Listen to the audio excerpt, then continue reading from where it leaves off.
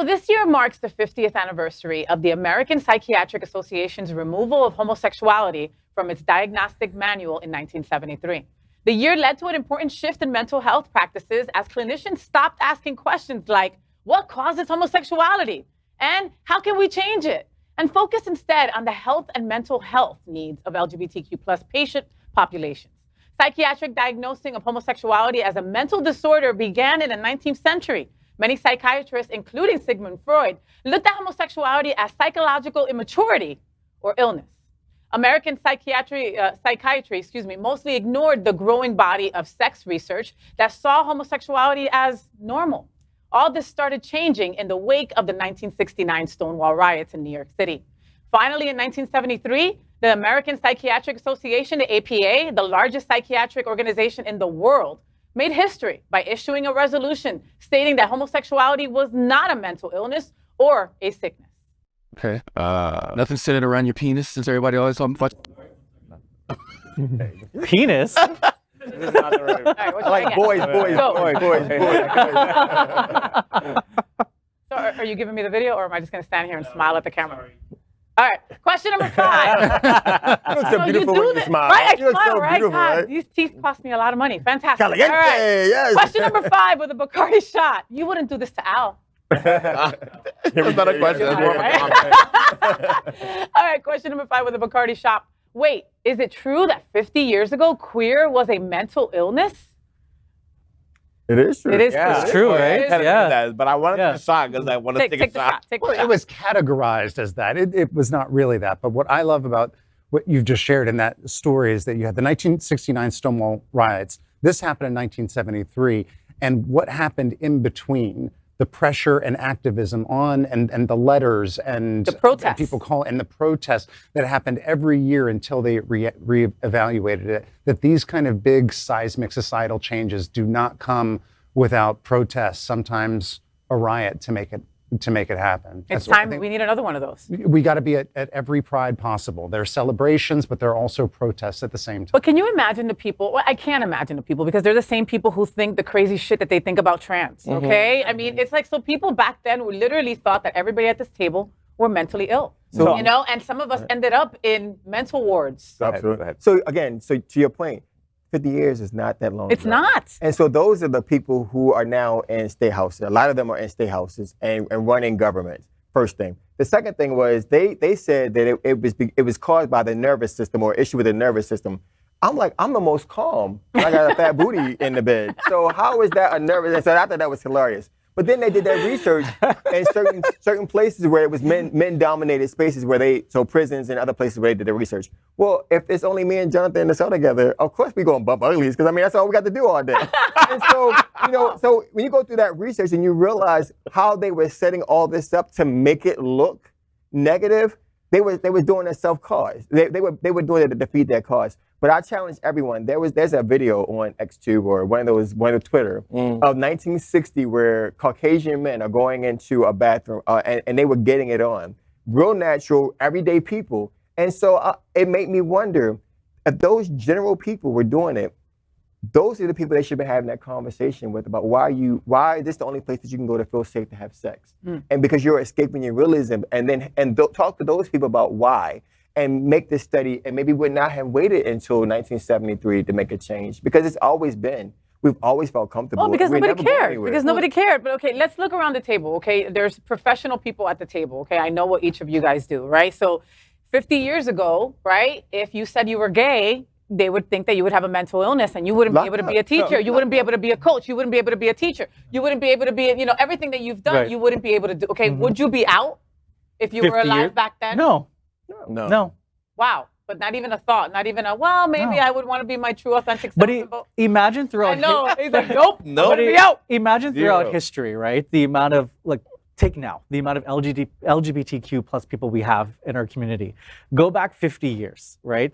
And equate that ratio to that. And you know that many amount of people weren't out at that time. So that could have included all these big business leaders and politicians. Who knows? We could have had presidents that were gay and we would have never known because they lived their entire life In the closet. in the closets.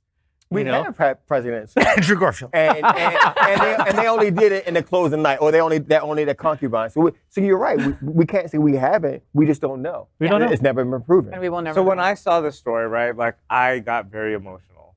And then that's because, as we all know, whenever the science decides to confirm something, it takes the rest of the public another 20 years to be able to understand and digest what it is and become, the public opinion. So in the 90s, I remember questioning like whether I was gay or not and researching about these studies, right? And why the American Psychiatric Association before had said people like me might be defective. And I wasn't sure if I was gay or not, but I did a whole research study on myself, because all these before that, what they were saying was that if you have an absent father or you don't have like a father, role model Figure, in life. yeah. My father died when I was 12.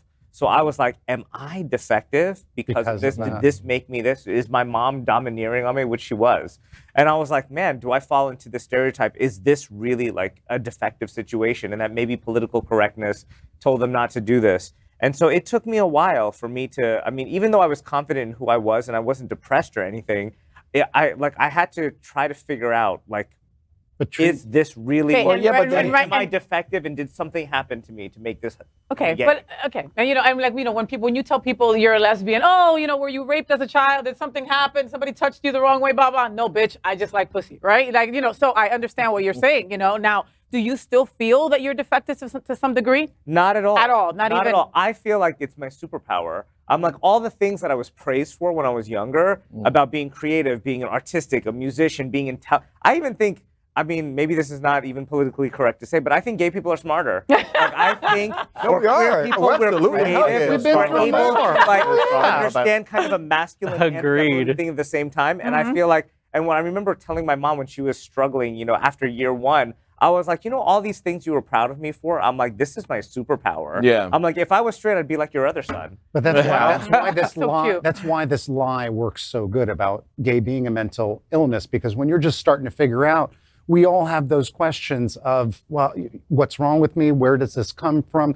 So that's why the lie works, is because it reflects a truth that we all suspect. Well, it goes further than that. They weaponized it, right? Yeah. That's how they were able to arrest people and put them in hospitals. And they were able to... And put their names in the paper and if put they were their going to a names gay in the paper and control the masses and control the voting. And then it became this bigger thing. And all of a sudden they were like, we don't want to take it off the books. And even though they weren't acting upon it, they just kept it there because it was like, why not? So we can't blame ourselves and we can't hate ourselves. We just have to remember those times. That's what it was. So I actually appreciate you saying that, because I was going to remind us at the table is that those folks who kind of wrote these studies and kind of enacted those laws were cis married folk. And who, when you went against the grain, they did not want you in their communities, in their group, and their groups. And so what did they do? They enacted situations that would make sure that none of us. And so when you look at it, in my opinion, for my survival, looking at those studies, those people who wrote those books, who did those studies, who are white, married, men, I'm never going to fit in. Nothing is ever going to fit for me. Yeah. Because during that time, you had to be married with 2.5 kids and a white picket fence. Well, how many of us grew up, I grew up in the projects. We all grew up in the city. Yep. And so once you realize those studies were not meant for you, I cannot govern myself by those studies, and I'm better than that, then I think that's when the light bulb changes. And that's what's so awesome about this show here, is that we can now give our young folks who are following us to realize these studies back then were never meant for us. Yeah. They were only meant for certain people, and then to weaponize. Weaponize who we are, because it fit their normative and not ours. Very true. So folks out there, if you're gay, you're smarter than everybody else. Yes. That's what you took All from right. That's all I took from it, because we said so. All right. And there is nothing wrong with you. Do y'all realize we're giving Trinity a lot of props today? Wow. It's not Bacardi. It's not Bacardi. That Bacardi no, works. Say it right. Bacardi. Close up camera, close up. LGBTQ plus news is vital for our community and for the broader world as a whole. We have enough enemies at Fox News. Tucker, Sean, and Laura are loud. We need passionate allies. Happening Out Television Network, Queer News Tonight, and It's Happening Out are literally out of the closet and into the headlines. Our community needs your support. Like this broadcast and subscribe now to ensure the growth of the entire LGBTQ plus community.